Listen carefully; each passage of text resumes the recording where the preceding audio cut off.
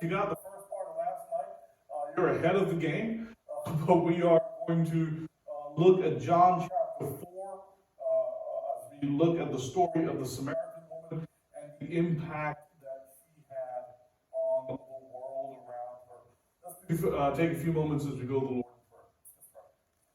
Heavenly Father, we're thankful for you. Thankful, O Lord, for just your presence here in our lives and just the way that you speak to us. And Lord, thank you for the technology that does allow us to reach into people's homes and reach into people's hearts. We pray that in those moments where technology doesn't work the way that we want it to, that you would give us strength.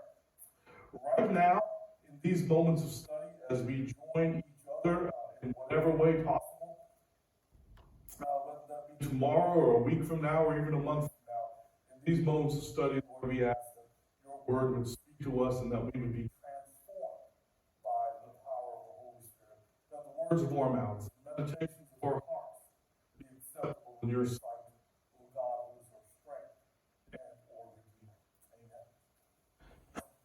Amen. Last week we looked at Jesus' statement, they that worship will worship in spirit and in truth. And that's kind of where we left off last week, is with that statement. Now, of course, we didn't cover that. That's a very rich statement. We didn't cover it in totality. I'm just going to point out one quick thing about it.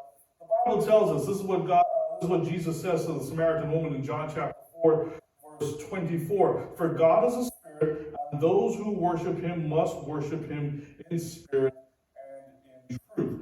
And right before that, in John chapter 4, verse 33, what Jesus talks and tells the Samaritan woman about worshiping in spirit and truth, this is what he says about the people who worship in spirit and in truth. Jesus says, the Father is looking for those who will worship him in that way. And that's the New Living Translation of verse 23, John 4, verse 23. That the Father is looking for those people who will worship him in that way. So I just want to point that out pretty quickly, that it's something that when we worship, that God takes notice of the way that we worship.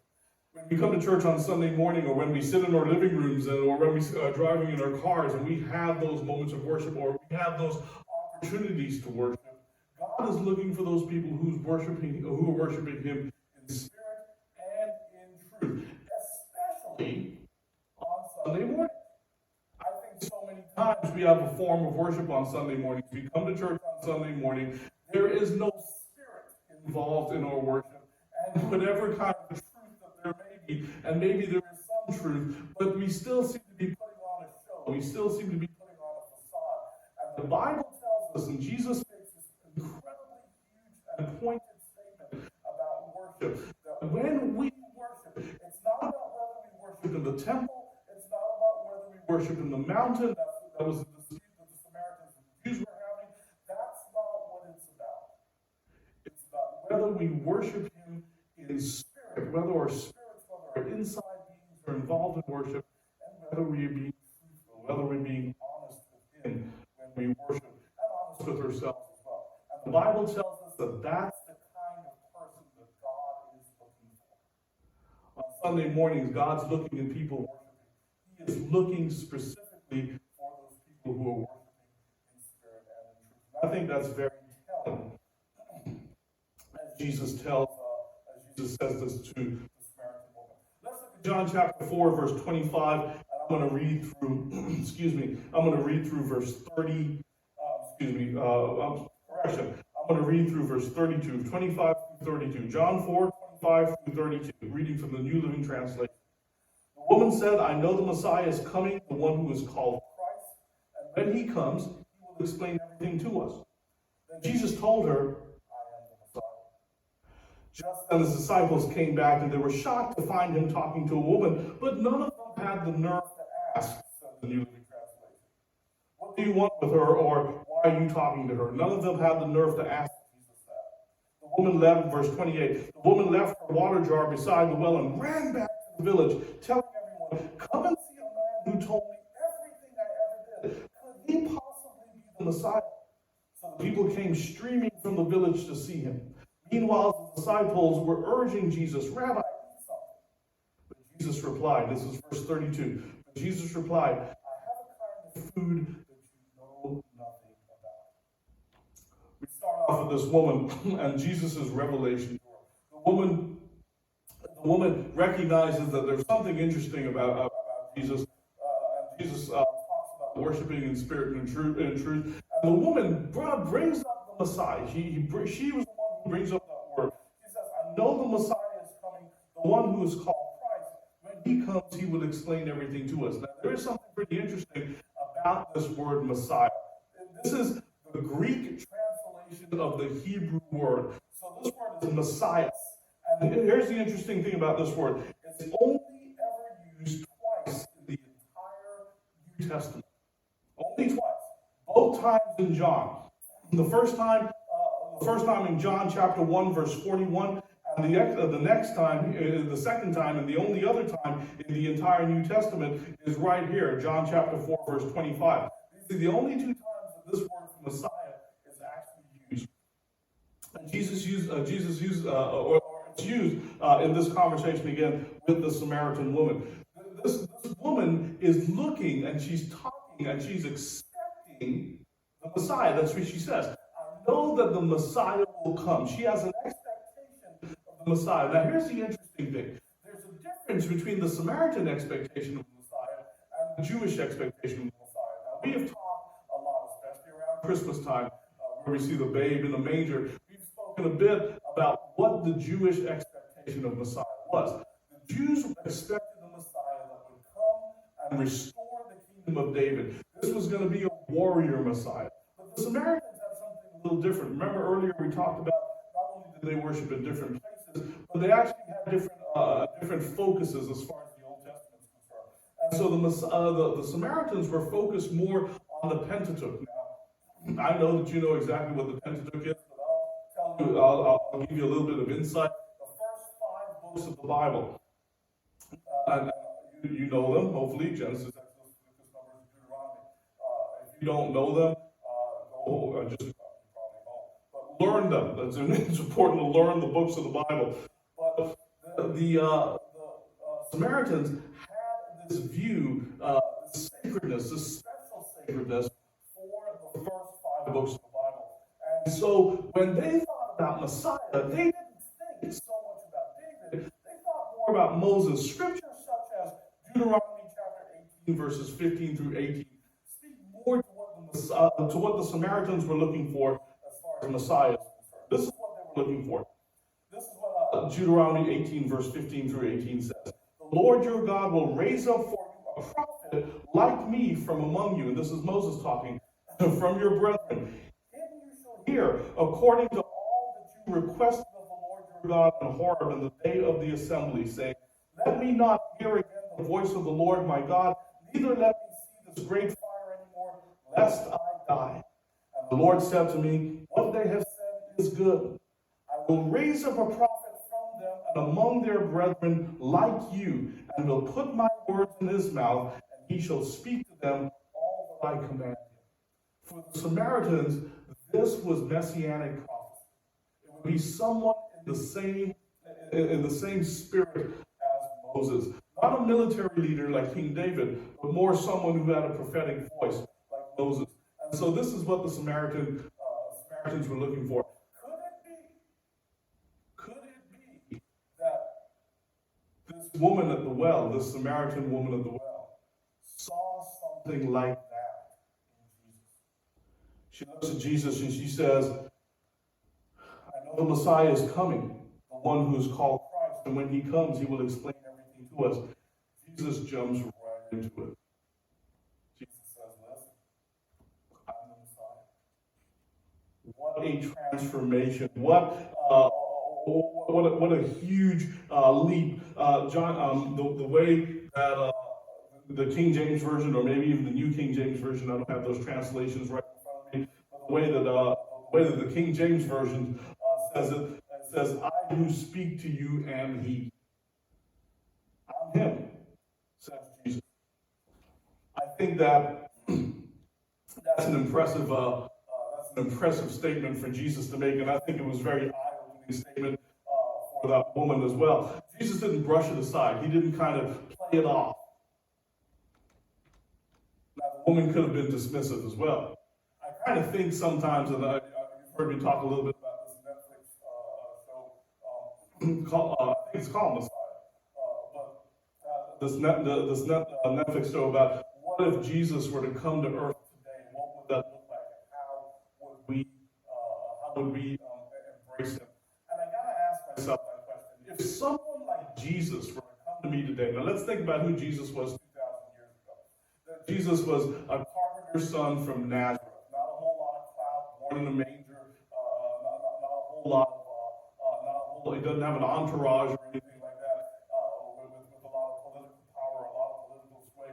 And certainly he must have offended a few people or didn't care about offending a few people, because here he is, a rabbi speaking to a Samaritan woman, which is something that rabbis just do at that time. This Jesus, who seemed to be breaking all the rules, who seemed to be really not a whole lot, who actually showed up to this well without anything to draw water, and was thirsty, and was basically was just weary, and asked this woman to basically do him a favor. This same person just said, listen, I'm the most powerful being on the planet. I'm the most powerful being in the known universe. I'm the Messiah. The woman could have brushed it aside, because I think if someone like Jesus, someone like that had come to me, if a guy came off the street today dressed like, I suppose, the way I would think Jesus was dressed, and he was just tired, he was just worn out, and he'd be like, listen, man, help me out, I'm Jesus, I'm the Messiah. I think my reaction would be, yeah, really? Seriously? Yeah. This woman didn't have that kind of reaction. This woman embraced it. As a matter of fact, she gets so excited that she leaves her water jar, the Bible tells us, and runs back to the town, runs back to the village. And I think what's interesting is that John, who wrote so many years later after this event, actually remembers that detail. John, the author of the Gospel of John, remembers that this woman was so excited that the thing that she came to do, the thing that she came to get, she forgot all about that when she encountered Jesus. She forgot about what she thought was most important at that time, and she actually left the symbol of what she thought was important.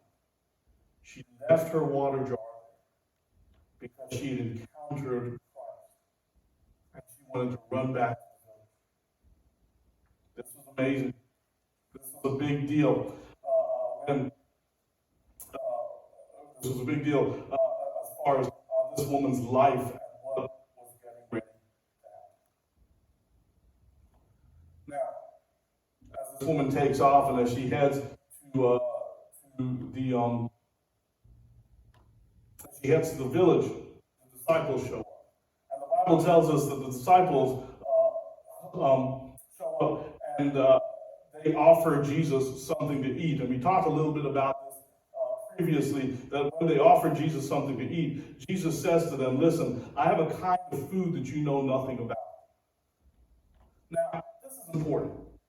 And it's important for this reason. I don't want you to think about this. Let's think about what Jesus was saying. Jesus was tired, he was weary, he was hungry, he was thirsty. And the disciples show up. Now, Jesus had just had an encounter with this woman. The disciples show up and brought him the thing that I think so many of us would just love to have when we are hungry. I don't know if you've ever been that hungry that we say it all the time. We exaggerate. We say, oh, I'm starving. Now, we know you're not starving, but you're so hungry. And Jesus, then the disciples bring some food. The same thing with us. When we're hungry, we have that, we're waiting for the buffet all day. Finally, we get to the crab leg buffet. You know what I mean? You hadn't eaten all day, and finally you get to the crab leg buffet, you just jump right in. Not only that, but food's important. Not only are we hungry, and not only do we like food because it tastes good, or because we haven't eaten in a while, but food's important. Food's nourishment for us. Food's what we need to live. The disciples brought this to Jesus, and Jesus says, listen, there's something more important than food. There's something more important to me than nourishment. There's something more important to me than this thing that would keep me alive. Verse 31 says the disciples were urging Jesus to eat something. Jesus says, I have a kind of food that you know nothing about. Verse 33 says, did someone bring him food while we were gone? And then Jesus explains, says verse 34, my nourishment comes from doing the will of God who sent me and from finishing his work. So here's the question for you. What nourishes you? What's your nourishment? What is it that sustains you? Can you go without food? Can you go without water? Or is the most important thing in your life, is the thing that keeps you going, is the thing that keeps you driven, is the thing that keeps you focused, is the thing that keeps you moving, doing the will of God? And if it's not, then we've got things back. As we looked at John chapter 3, and as once again we see in John chapter 4, Jesus takes the things that are important to us in this physical life, and then he compares them to the things of the Spirit. And he flips our world upside down, and he says time and time and time again, listen, the spiritual world is more important than the physical. The spiritual world is more important than the physical world. And I repeated that in the previous Bible study. I think it bears repeating again and again and again. That the spiritual world is more important than the physical world. This is the interaction that Jesus is having with his disciples. Meanwhile, this woman is sprinting to town. Let's get back to her. We kind of have, it's like one of those movies where you have two things going on simultaneously. The disciples are talking to Jesus, trying to get him to eat something. Jesus is explaining a great spiritual truth to them. Not the first time that Jesus has actually had to been tempted by food and had to put the spirit put the will of God over actual physical food. If you remember the temptations of Christ in the wilderness, you'll see that parallel. But meanwhile, this woman is sprinting to town. I want to talk a little bit more about this woman. As she's going into town, I wonder if she noticed the evolution in herself of how she addressed Jesus and how she recognized Jesus. In this story, right here at the beginning of John chapter 4, when Jesus encounters this woman at the well, what was her first reaction? Listen, you're a Jew. As the discussion continues, the woman kind of realizes that this isn't really an ordinary person, and so she promotes Jesus. She promotes Jesus to the level of prophet. Now, as she's going into town, as she's running into town, there's something else in the back of her mind. Jesus has even moved up. Jesus has moved up another level to the ultimate level. She believes that this could be the Christ, the Messiah. What an evolution! What an evolution as she, from the beginning of this story to now, as she just starts off with, "Who are you, a Jew?" Talking to a Samaritan, to, "Hey, you could be a prophet," to, "Hey, this could be the Messiah." The woman runs into town. The Bible tells us in verse 28, the woman left her water jar behind, beside the well, and ran back to the village, telling everyone, "Come see a man who told me everything I did. Could he possibly be the Messiah?" So the people came streaming from the village. That's big for this woman. You got to pay attention to what she's saying. She didn't say, "Come see a man who's really a great prophet and who can reveal great secrets." She didn't say, "Come see a man who just seemed to impress me." She made it personal. Look at her words. "Come see a man who told me everything that I have ever done." We got to think about who this woman is. We got to think about the things that she did. It was revealed earlier that she had 5 husbands, and the person that she was staying with now was not her husband. We noticed that she came to the well by herself. The Bible doesn't record anybody else with her. She came to this well by herself. She probably didn't have a lot of friends. Probably didn't have a lot of women that she can hang out with. Probably didn't have a lot of women that she can talk to. She was probably shunned. And she goes back to the village and she makes it personal. She brings to the forefront, hey, come see a man that's told me everything that I did. You see what she did? She just brought up her own life. Her dirty, nasty, shunned life. She took her brokenness and her pain, and what did she do? She just turned it into a testimony. How many people will that speak to today?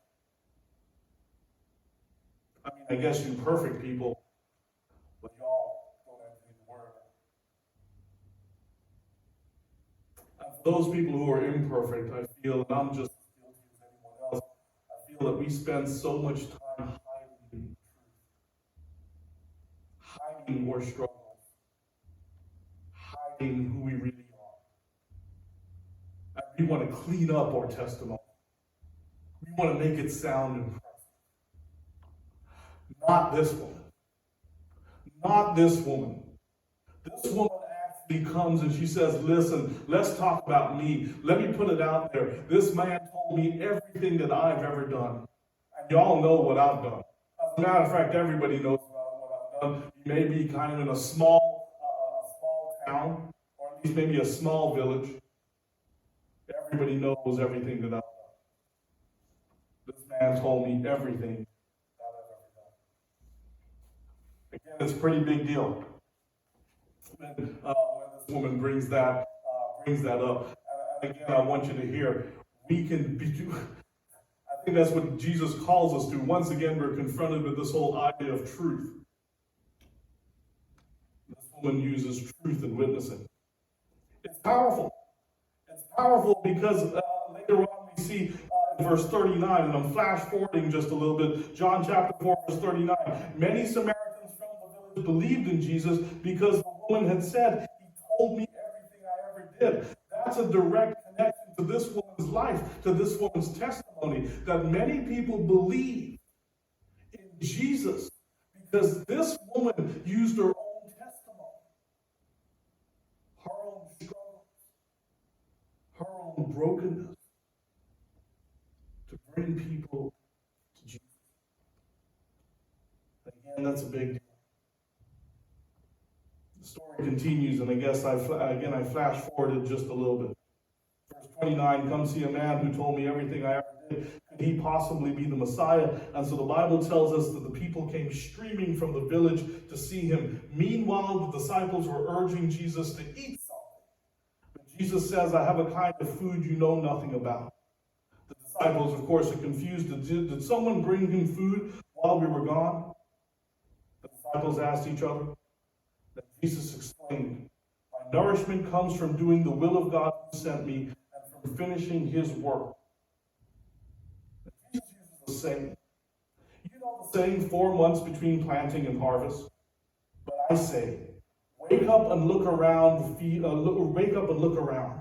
The fields are already white, ripe for harvest. For harvest. The harvesters are paid good wages, and the fruit they harvest is people brought to eternal life. What joy awaits both the planter and the harvesters.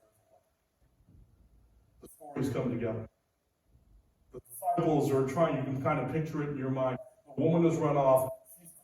She's told the villagers, hey, there's someone special out here by Jacob's well. The people in the village are curious, and so they start coming back. The Bible tells us they're streaming back to Jacob's well. Meanwhile, the disciples are talking to Jesus. And while they're talking, Jesus says these words. He says, listen, you've heard it say, 4 months between planting and the harvest. That was, by the way, kind of a proverb. In some translations, it says, you know the saying.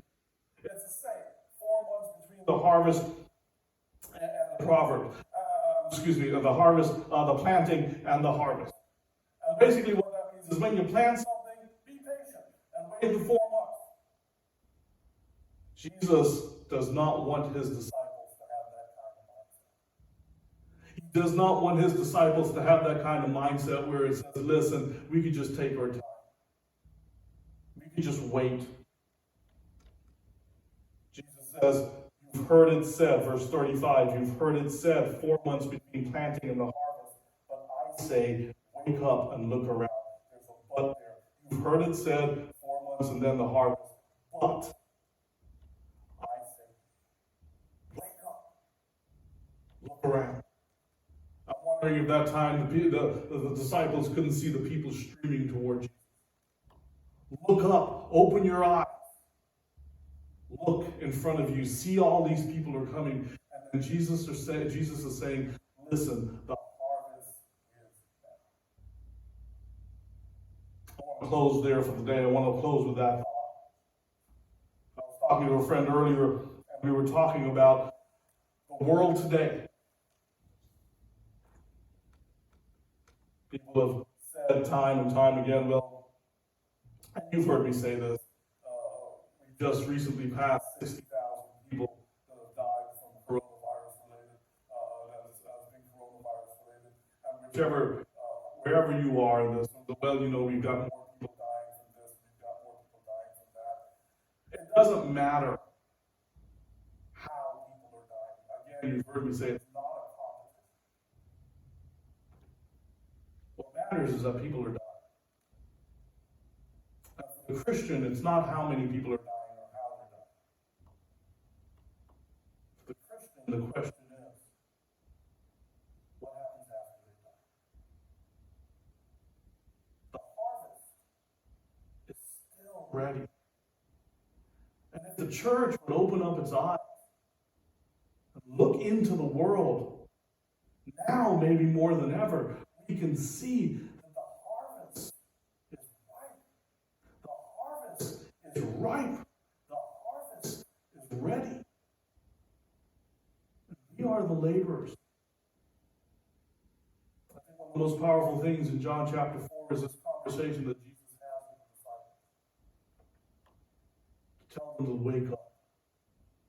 And I think that word still applies to us today. That word still speaks to us today. People are dying. And people still need Jesus. And we, my friends, that are called to go into the village. We are the ones, the disciples have gone into the market to buy food, but this woman, she ran into the village for something else. She ran into the village to win souls. We can be concerned about our tongues, especially as meat plants are closing, right? But we can be concerned about souls.